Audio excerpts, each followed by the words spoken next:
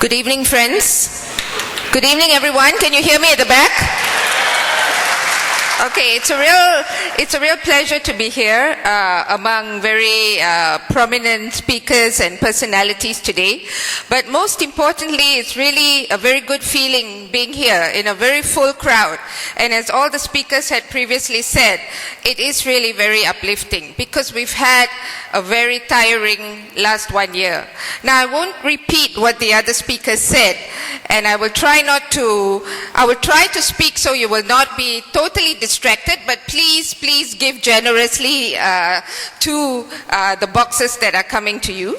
But what I wanted to go through before pointing out 2 or 3 different things in my presentation is that we have had the entire run of what an assault to democracy is in the last 1 year, in the last 12 months in 2015. What have we had really? Let's try to have a rundown of how many people have actually been removed from office because of 1MDB and because of the 2.6 billion. Can you name me who was actually removed or sacked? Deputy Prime Minister Mohidin, the former Attorney General, what's his name? Gani Patal. Who else? The most recent casualty that you know? The Kedah Menteri Besar. Now what else happened? Was there an assault to the media?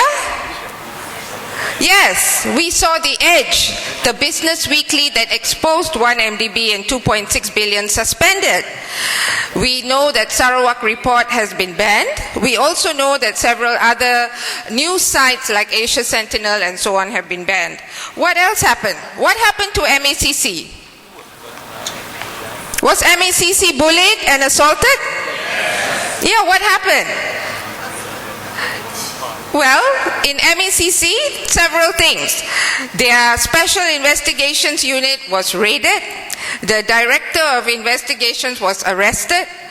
2 of their officers were transferred, and based on an outcry, they stayed back. And there were many more harassments when it came to their staff, questioning persons, and so on. For what?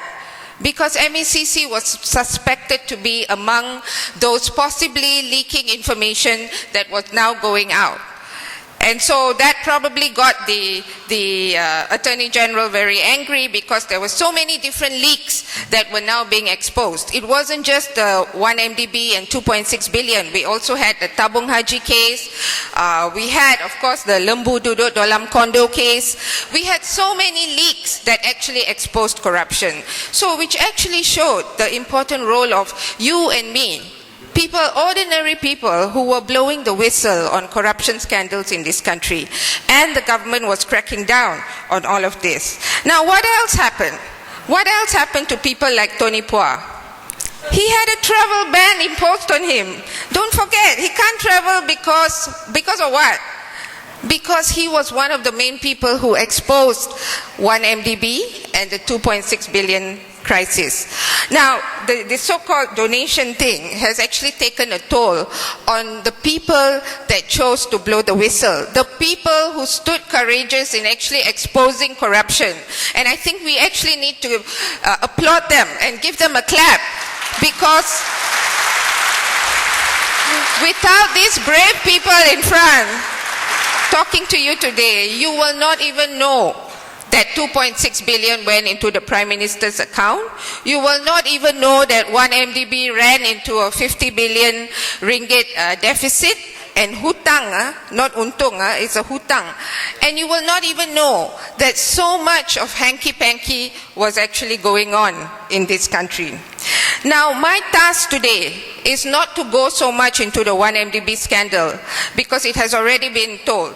It has already also been mentioned to us several times, and we know that the people in power will continue to stay in power for as long as it takes. They have removed so many critics from inside.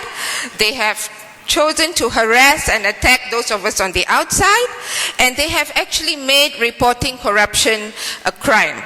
Now, someone sent me a WhatsApp message just now saying that when people like that attack us, we are actually being led and run by a bunch of criminals up there. Do you agree? Yeah. Now, I just want to point to you something. Can you see the screen? Is something coming out? Okay. Now, there is a third scandal. A third, a fourth, a fifth, a sixth. I don't know what number this is. But the 1MDB and the 2.6 billion scandal is not the first. It may be the largest in terms of quantum of money. But this administration, this political leadership that we have kept in power for decades, for almost 6 decades, have been running the country as a corrupted bunch of political people up there. And whatever we have heard goes way back. It goes to the Lembu Duduk Dalam Kondo, it goes to various other scandals. But there is a trend. There is a trend that I want to point out to you here. That there are people up there who are enjoying the fruits of our labor. It's our taxpayers' money that are being abused. It's our taxpayers' money that are being siphoned off, that are being possibly laundered, and that are being moved around from bank to bank to bank to bank. Now, this scandal, the Scorpion submarine scandal, has many parallels to the 1MDB and the 2.6 billion. Now, I want to show you some parallels because I want to show you that it is really the top-level machinations and the imbroglios that are actually weighing down on us. Now, the first. Okay, who was actually the person in charge for the Scorpion submarine deal?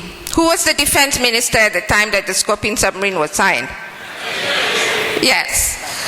1MDB? Okay. What was Najib's role in 1MDB? He was the finance minister and the chairman of the board of advisors of 1MDB.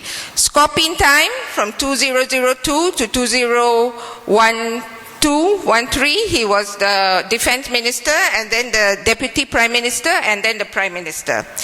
Now, the interesting thing about both deals is that you find that it isn't really the people in the public administration that actually negotiate the deal. Who actually negotiates all these big-time $1 billion scandals and deals? For Scorpion, who was it? Raza Baginda, you can read lah. Abdul Raza Baginda. For 1MDB, who was the most controversial character there, apart from Najib? Jolo. Who is he really? Do we know? No.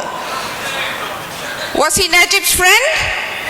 Yes, and that was perhaps the only thing that we know so far about his entire role in the negotiations and the amount of power that he wielded in the negotiations. And very similarly with Raza Baginda. So it is the friends of the Prime Minister that get to negotiate these deals at the highest level. So, are we surprised that millions of money get funneled into their bank accounts? Are we surprised? Yes. No. Millions of money got funneled into Raza Baginda's 2 bank accounts.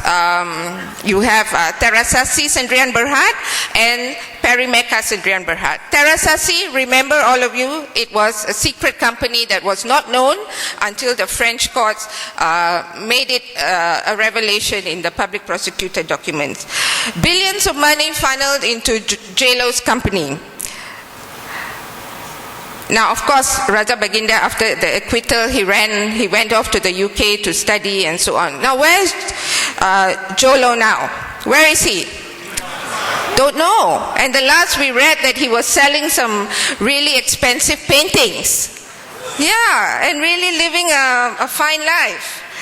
Now, what I would like to point out here is that for the Scorpion case, in the midst of all this 1MDB fracas and this muddied situation that we are in, there suddenly appeared an indictment from France. How many of you have actually read about this news, that there was an indictment from France? Finally, after 4 years. Now, the interesting thing about this is that the French official that was indicted was his crime was for active bribery of foreign public officials linked to Najib Razak via Abdul Razak Baginda's secret company Terasasi Sendirian Berhad. So, what does that tell you? That this active bribery across the borders has been going on for years. And this Scorpion submarine purchase was back in 2002. What year are we in now? 2016. So that's like 14 years ago punya story that you have now an indictment suggesting that this guy needs to now defend himself for paying bribes to Najib Razak. Who is that? Who's Najib Razak? Our Prime Minister, via Abdul Razak Baginda's secret company Terasasi Sendirian Berhad. So this is something very serious, and this is big because it will actually mean that if it does get to the open courts in France, eventually the whole story will come out.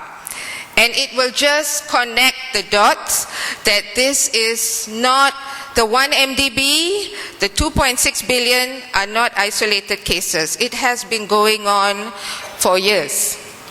Now there are other characters that run through these two scandals. There's this guy, his name here is Lodin Wok Kamarudin. He had a role in both scandals. In Scorpion, he was actually the director of Perimeka that received the 114.9 million euro. And Perimeka's only client was the Malaysian government. What is Lodin's role in 1MDB? He is the board of directors and chairman of 1MDB. So it's characters like this, friends of the Prime Minister, that eventually manage the negotiations, that manage the financial dealings, that actually work in cahoots with so many different stakeholders to ensure that they enrich themselves through corrupt means and through ways in which that are illegal and that perhaps will now require very, very serious investigations locally and abroad. Now he also, Lodin, is the director of the Lembaga Tabung Haji Angkatan Tentera, which is the pensioners' fund. So that means public funds were invested in Scorpion. Public funds, we know, were also involved in 1MDB. In KWAP, the pensioners' fund, of course, we all know the controversy with Lembaga Tabung Haji, which Rafizi is still pursuing very actively now, and how public funds, which means our taxpayers' money, are actually being utilized very actively in bribery, not just locally, but with foreign public officials. And as Ambiga just now asked you, are we going to allow this to continue in the next generation? No. We're not, and we cannot, and we will not, and I think that's why you're all here in very big numbers today. So that's why it actually is very uplifting to know that despite being tired, despite being pulled, and despite being cowed by fear by the government of the day, we're still here today, we still want to make a difference. Now, the final thing, we know that Najib's financial scandals run not just in the two countries or one country in which the dealings go on. There is a web of money trail, a web of deceit. Now, Scorpion now has so-called, these are allegations, before it sounds seditious, of companies in Hong Kong receiving money that has been laundered via Hong Kong for companies that are perhaps linked to the Malaysian government. 1MDB, we know that probes have been opened up in Switzerland, the United States, Hong Kong, Singapore, and the works. Okay, now the OSA, Ambika has already spoken about it, but I'd like to, for us here today, to actually make this call jointly to the Attorney General, that we do need to amend the Whistleblower Protection Act, because without you and me, without all of us here reporting about corruption, no one will know the scale and the gravity of corruption that has taken place so far. So we need to amend the Whistleblower Protection Act, that when you go to your MP and expose a corruption scandal, you must be protected by the law.